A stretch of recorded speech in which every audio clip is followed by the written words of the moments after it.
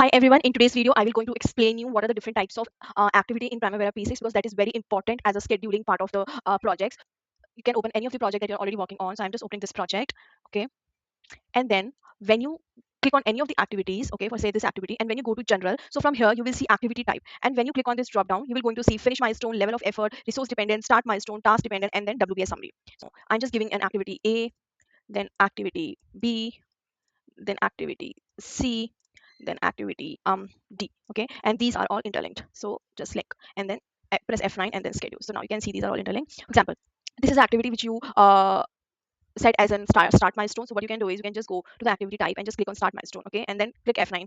So when you see start milestone, so you can see the date only at the start because it's a start milestone, okay. Now finish milestone, for example, this activity you wanted as a finish milestone, so just click on finish, press F9, so you can see this finish milestone, okay. Now you want to have this activity as a task dependent. Task dependent is like so this activity B is dependent on activity A. So for example, if there is any change in activity A, the activity B will also get changed, okay. So this is a task dependent, okay. The next is level of effort. So for example, we want to click another activity here which is called project management, okay. Project management, okay. Now we want that this activity should go throughout the project. So in level of effort activity, what we'll do is first go to the general and change it to level of effort, okay. Then set a predecessor, so give a predecessor. So I want to give a predecessor called A. So this project management would start by A, and then from here assign, and we assign D.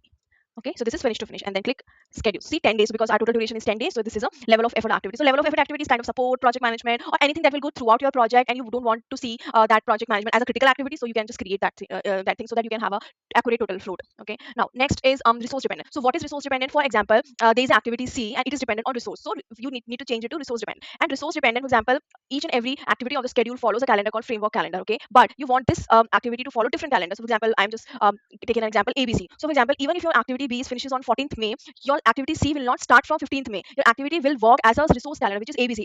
If that activity is available on 15th May, then only that activity will perform. Okay. So this is a thing of the resource dependence. So right now ABC and framework calendar is same. So that's why you're not able to see any changes. But for example, you're creating some seasonal calendar for your survey. So for example, your surveys would not start in May. That should start in so say June. So you will not going to see here May date because this activity is dependent on resource calendar, seasonal calendar. So you will going to see here June. Okay. Now what left? Now the last is a WBS summary. So for example, you need an act or WBS summary. Okay. So for example, don't change here. Just keep it here. We'll add another activity.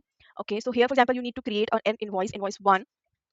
Okay. So for that, you want like your activity A and B should start. Okay. And your start to start and successor your activity C and D finish. Should and here you need to change it to WBS summary. Okay. See, your activity A and B starting from 8 and this is finished. The only difference is that between the WBS and the level of effort. In the level of effort activity, you can't see those level of activity as a critical path. But if you're assigning some WBS summary, then you can see those WBS summary on critical path. Okay. So I hope now you've understood these different types of activity. So for now, this is it. If you want to see more videos, don't forget to